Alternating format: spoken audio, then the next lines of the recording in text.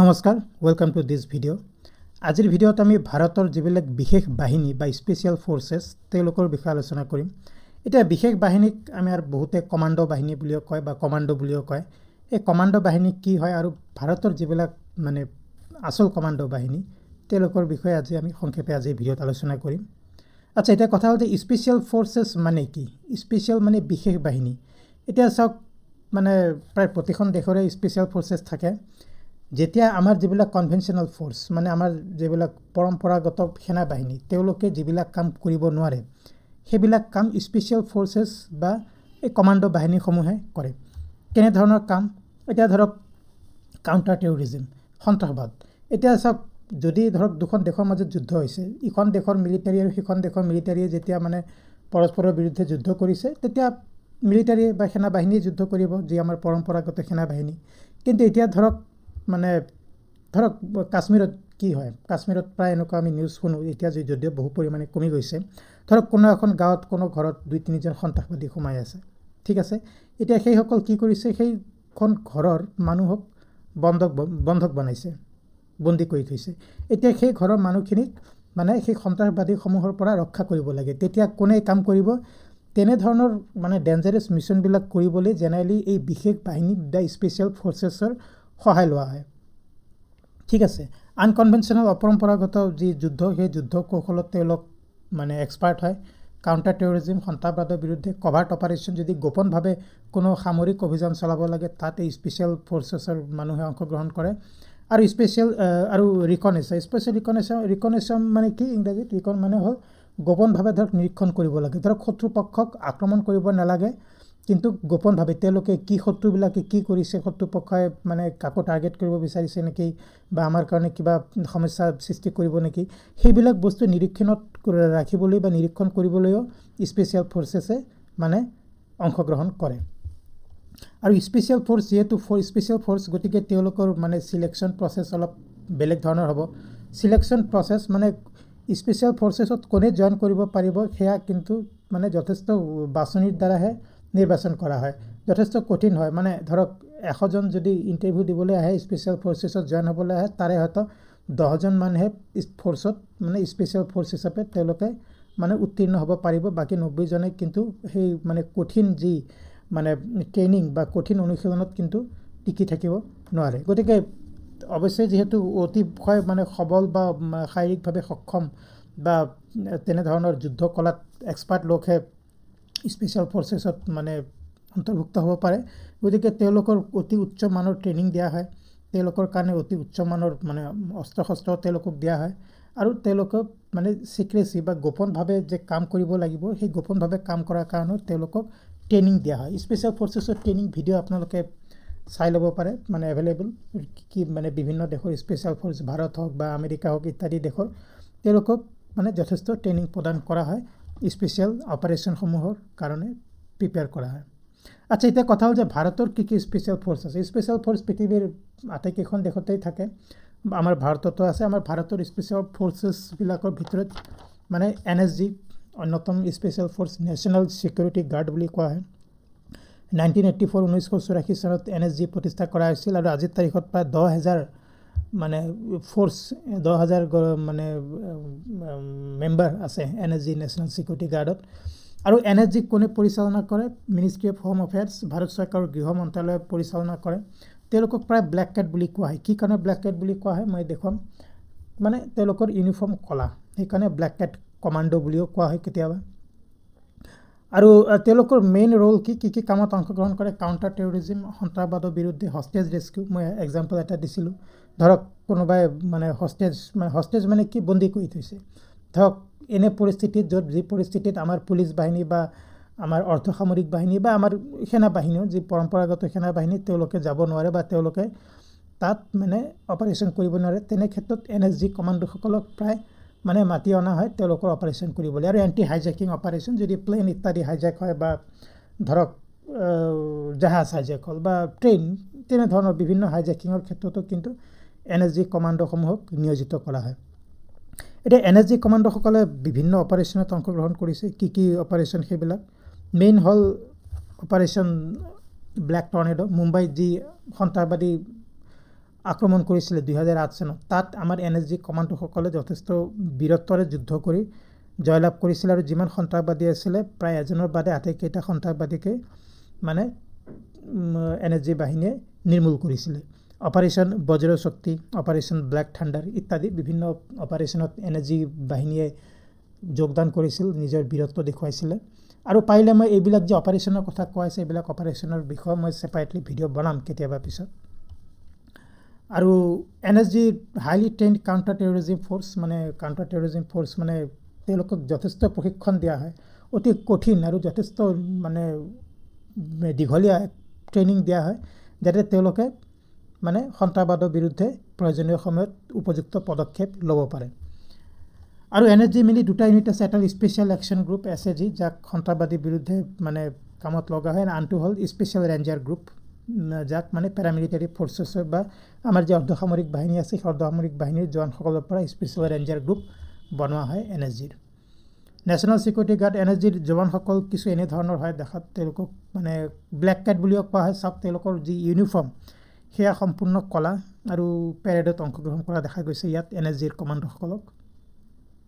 Next যিটো special ফ'ৰ্চেছৰ কথা ক'ম, ভাৰতত যথেষ্ট শক্তিশালী আৰু যথেষ্ট মানে ভাৰতৰ সুৰক্ষাৰ ক্ষেত্ৰত হওক বা বিহাইণ্ড এনিমি লাইন্স বুলি ইংৰাজীত কথা আছে, বিহাইণ্ড এনিমি লাইন্সতো যদি কিবা অপাৰেশ্যন কৰিব লাগে যথেষ্ট বীৰত্বৰে তেওঁলোকে বীৰত্ব প্ৰদৰ্শন কৰিছে, তেওঁলোকক কোৱা হয় পেৰা স্পেচিয়েল ফ'ৰ্চেছ বা পেৰা SF। পেৰা SF মানে কি পেৰাচুট ৰেজিমেণ্ট, মানে তেওঁলোকক কি কোৱা দিয়া হয়, পেৰাচুটৰ ট্ৰেইনিং দিয়া হয়। এয়াৰক্ৰাফ্ট বা প্লেনৰ পৰা বহুত উচ্চতাৰ পৰা তেওঁলোকে মাটিলৈ জাম্প মাৰিব পাৰে পেৰাচুটৰ সহায়ত, সেইকাৰণে তেওঁলোকক পেৰা SF বুলিও কোৱা হয়।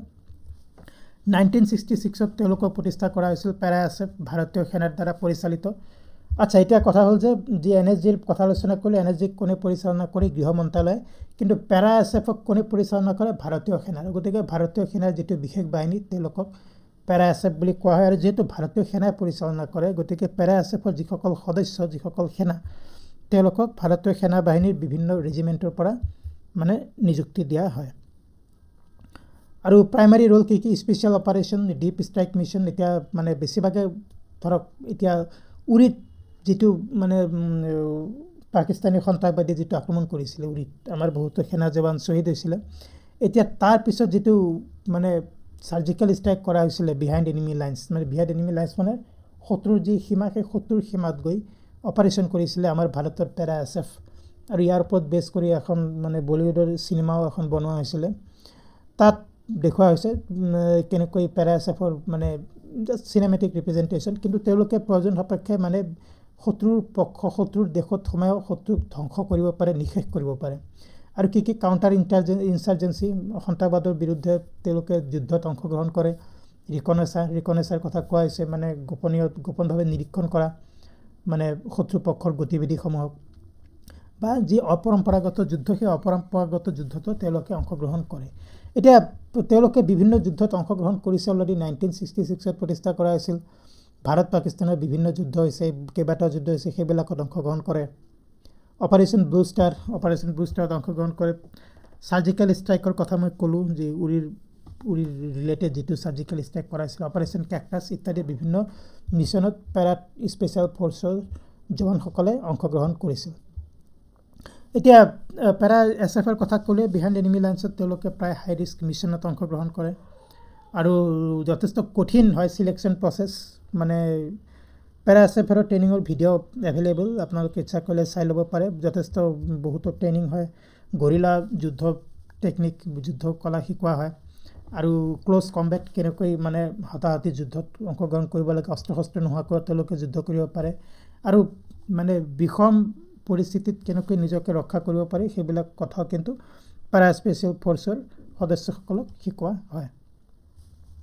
পেৰা স্পেচিয়েল ফ'ৰ্চৰ সদস্যসকলে মানে গণতন্ত্ৰ দিৱসৰ মাৰ্চত অংশগ্ৰহণ কৰা দেখা গৈছে। আৰু এই যি তেওঁলোকৰ কেপ, মেৰুন কেপ, সেই যিসকল মানে পেৰা SFৰ সদস্য তেওঁলোকক এই মেৰুন কেপ প্ৰদান কৰা হয়, আৰু তেওঁলোকক এই ছবিত দেখা গৈছে। তাৰপিছত যিটো স্পেচিয়েল ফ'ৰ্চেছৰ কথা ক'ম, তাক কোৱা হয় মাৰ্কোছ মানে কি মেৰাইন কমাণ্ডোছ, ভাৰতীয় নৌবাহিনীৰ দ্বাৰা পৰিচালিত। গতিকে ভাৰতীয় নৌবাহিনীৰ স্পেচিয়েল ফ'ৰ্চ মাৰ্কোছ 1987 তেওঁলোকক মানে মাৰ্কোছ প্ৰতিষ্ঠা কৰা হৈছিল। মেৰাইন কমাণ্ডো বা বিয়াৰ্ডেড মেন বিয়াৰ্ডেড মানে দাড়ি থকা, কাৰণ প্ৰায় কাশ্মীৰত তেওঁলোকে যুদ্ধত অংশগ্ৰহণ কৰে আৰু সেইকাৰণে তেওঁলোকে কাশ্মীৰত যি সন্ত্ৰাসবাদ বিৰোধী যুদ্ধ আৰু তাত মানে তেওঁলোকে যিবিলাক সন্ত্ৰাসবাদী আছে সেই সন্ত্ৰাসবাদীসমূহ যাতে তেওঁলোকক মানে বুজি পাব নোৱাৰে, গোপনভাৱে যাতে সন্ত্ৰাসবাদীৰ মাজত আক্ৰমণ কৰিব পাৰে, গতিকে বহুতে নিজৰ দাড়ি দীঘল কৰি নিয়ে মাৰ্কছৰ সদস্যসকলে, সেইকাৰণে তেওঁলোকক বিয়াৰ্ডেড মেন বুলিও কোৱা হয়। তেওঁলোকে মেইনলি মানে যদিও তেওঁলোকৰ প্ৰধান উদ্দেশ্য হ'ল সাগৰীয় অঞ্চল বা পানীত মেৰিটাইম মানে সাগৰীয় অঞ্চলত যি মানে এণ্টি পাইৰেচি মানে যি জলদস্যু, সোমালিয়াৰ জলদস্যুৰ কথা নিশ্চয় শুনিছে, গতিকে যিবিলাক মানে ভাৰত মানে আৰৱ সাগৰ হওক বা গাল্ফ অফ এডেনৰ উপসাগৰ হওক, তাত যিবিলাক মানে এণ্টি পাইৰেচি অপাৰেশ্যন, জলদস্যুৰ বিৰুদ্ধে যিবিলাক অপাৰেশ্যন, সেইবিলাক অপাৰেশ্যনত মাৰ্কছ বাহিনীয়ে প্ৰায় অংশগ্ৰহণ কৰে। যদিও তেওঁলোকক মানে মাৰ্কছ বাহিনীয়ে কাশ্মীৰতো অংশগ্ৰহণ কৰে, কাশ্মীৰত যি সন্ত্ৰাসবাদৰ বিৰুদ্ধে অভিযান চলাই থাকে ভাৰতীয় সেনাবাহিনীয়ে, অপাৰেশ্যন ব্লেক টৰ্নেডো, মুম্বাই এটেকৰ যি অপাৰেশ্যন তাতো অংশগ্ৰহণ কৰিছিলে। আৰু আৰবিয়ান চিট এণ্টি পাইৰেচি কথা কোৱা হৈছে যে যি মানে সামুদ্ৰিক দস্যু বা জলদস্যুৰ বিৰুদ্ধেও কিন্তু প্ৰায় অভিযান কৰা দেখা যায় মাৰ্কছ কমাণ্ডো বাহিনীক। আৰু মাৰ্কছ কমাণ্ডো বাহিনী সাগৰ হওক, পানী হওক বা পানীৰ তলত যিকোনো অঞ্চলতে যিকোনো ক্ষেত্ৰতে যুদ্ধ কৰাৰ মানে ক্ষমতা তেওঁলোকৰ আছে। প্ৰয়োজন সাপেক্ষে এয়াৰবৰ্ণ অপাৰেশ্যন মানে আকাশ মাৰ্গতো যুদ্ধ কৰিব পাৰে, তাৰ পৰা তেওঁলোকে পেৰাচুটৰ সহায়ত জঁপিয়াব পাৰে, যি পেৰাএছএফৰ ক্ষেত্ৰত যি মানে আমি কৈছিলোঁ। আৰু প্ৰয়োজন সাপেক্ষে জাংগল ৱাৰফেয়াৰ বা জংঘলতো তেওঁলোকে যুদ্ধ কৰাৰ ট্ৰেইনিং লাভ কৰে। মাৰ্কছ বাহিনী এনেধৰণৰ দেখাত সাগৰত তেওঁলোকক যুদ্ধ কৰে, সাগৰ বা পানীত কিছু দেখাত তেওঁলোকৰ এনেধৰণৰ হয়, বিভিন্ন ধৰণৰ গিয়াৰ ইউজ কৰে, পানীৰ তলত থাকিবলৈ যি অক্সিজেন লাগে, অক্সিজেনৰ টেংক আদিও তেওঁলোকে ব্যৱহাৰ কৰে। আৰু আন এটা স্পেচিয়েল ফ'ৰ্চেছৰ কথা ক'ম এতিয়া, গৰুৰ কমাণ্ডো ফ'ৰ্চ। গৰুৰ মানে কি? গৰুৰ হ'ল মানে ভগৱান বিষ্ণুৰ বাহন বুলি কোৱা হয়, হিন্দু ধৰ্মৰ মতে ভগৱান বিষ্ণুৰ বাহন গৰুৰ এটা মানে চৰাইৰ নাম হয়। আৰু 2004 চনত প্ৰতিষ্ঠা কৰা হৈছিল, ভাৰতীয় বায়ুসেনাৰ দ্বাৰা পৰিচালিত। মনত ৰাখিব, ভাৰতীয় বায়ুসেনাৰ যিটো স্পেচিয়েল ফ'ৰ্চ তেওঁলোকক গৰুৰ কমাণ্ডোজ বুলিও কোৱা হয়, নিকনেম গৰুৰ। তেওঁলোকে মেইনলি যিবিলাক ভাৰতীয় বায়ুসেনাৰ যি এয়াৰপৰ্ট আছে বা ভাৰতীয় বায়ুসেনাৰ যিবিলাক মানে এয়াৰ ষ্টেচন আছে, সেই এয়াৰ ষ্টেচনসমূহক ৰক্ষণাবেক্ষণ দিয়ে, স্পেচিয়েল অপাৰেশ্যনত অংশগ্ৰহণ কৰে, combat charge, rescue, counter terrorism ইত্যাদি মানে সন্ত্ৰাসবাদ বিৰোধী যুদ্ধতো তেওঁলোকে অংশগ্ৰহণ কৰে প্ৰয়োজন সাপেক্ষে। কিন্তু তেওঁলোকৰ মেইন কাম হ'ল এয়াৰপৰ্টসমূহত বা এয়াৰফিল্ডসমূহত যদি কোনোবাই আক্ৰমণ কৰে, সেই আক্ৰমণৰ পৰা এয়াৰপৰ্ট বা এয়াৰফিল্ডসমূহত মানে ৰক্ষা কৰা। কাশ্মীৰত অনবৰত তেওঁলোকে মানে এংগেজ হৈ আছে। পাঠানকোট যি আক্ৰমণ হৈছিল, পাঠানকোট আক্ৰমণ মানে পাঠানকোটত যি বায়ুসেনাৰ ঘাটি আছিলে, তাত পাকিস্তানৰ সন্ত্ৰাসবাদী আক্ৰমণ কৰিছিলে, তাতো তেওঁলোকে অংশগ্ৰহণ কৰিছিলে। আৰু কাশ্মীৰতো তেওঁলোকে প্ৰায় অংশগ্ৰহণ কৰে এণ্টি টেৰৰিষ্ট অপাৰেশ্যনত। আৰু তেওঁলোকৰো মানে বিভিন্ন ধৰণৰ স্কিল হয়, মেইনলি গৰুৰ কমাণ্ডো বাহিনী যিহেতু তেওঁলোকৰ মানে এয়াৰফ'ৰ্চ ৰিলেটেড হয়, গতিকে এয়াৰবৰ্ড অপাৰেশ্যন মানে যি মানে অতি বহুত উচ্চতাৰ পৰা তেওঁলোকে প্লেনৰ পৰা তেওঁলোকে তললৈ জঁপিয়াব পাৰে, কোনো এক স্থানত তেওঁলোকে অৱতৰণ কৰিব পাৰে পেৰাচুটৰ সহায়ত।